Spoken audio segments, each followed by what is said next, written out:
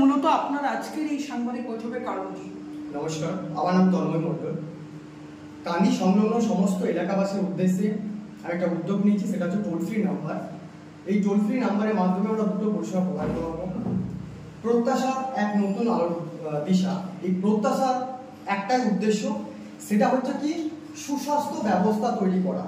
সুস্বাস্থ্য আমাদের আগে সর্বপ্রথম দেখো, সকলে কিন্তু সুস্বাস্থ্য চাই। যা বড় বড় আজকে ল্যাব খুলে বসেছে তারাও চাইছে সুস্বাস্থ্য, কিন্তু সুস্বাস্থ্য কাকে বলে সেটা আমাদের আগে জানতে হবে। তো সুস্বাস্থ্য অর্থাৎ দেখো সবকিছু চলে আমাদের শরীর, এই শরীর এবং মন এই দুটোর উপর ডিপেন্ড করে চলে।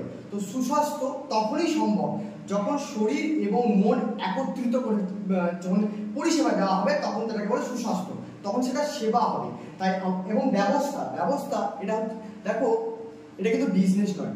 যারা এটা বিজনেস ভাবছে তারা এটা ভুল, কিন্তু তাদের এটা চিন্তা ভাবনাটা ভুল। এটা বিজনেস নয়, ব্যবস্থা।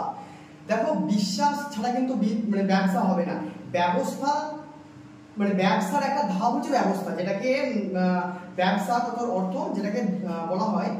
ব্যবসা তথা অর্থটাই হচ্ছে ব্যবস্থাকে ঠিক করা, সেটা হচ্ছে ব্যবসা। বিজনেস আর ব্যবসা কিন্তু আলাদা। বিজনেস আর ব্যবসা সম্পূর্ণ আলাদা। এটা হচ্ছে ব্যবস্থা, সুস্বাস্থ্য ব্যবস্থা তৈরি করা, বিজনেস নয়। কিন্তু এটা কোনো বিজনেস নয়। এর মাধ্যমে কাজ কি হবে, যে টোল ফ্রি নাম্বার 1888 96 355, এই টোল ফ্রি নাম্বারের মাধ্যমে কান্দি এবং বহরম সমস্যাটা কি হচ্ছে, যে পেশেন্টকে দালাল চক্রের শিকার কখন হতে হয়। আগে জানতে হয় দালাল চক্রের শিকার, যে সুস্বাস্থ্যটা সমস্যা কেন হচ্ছে, দালাল চক্রের কারণে। বিশ্বাস কাজ নেই, সমস্যাটা হচ্ছে বিশ্বাস নেই।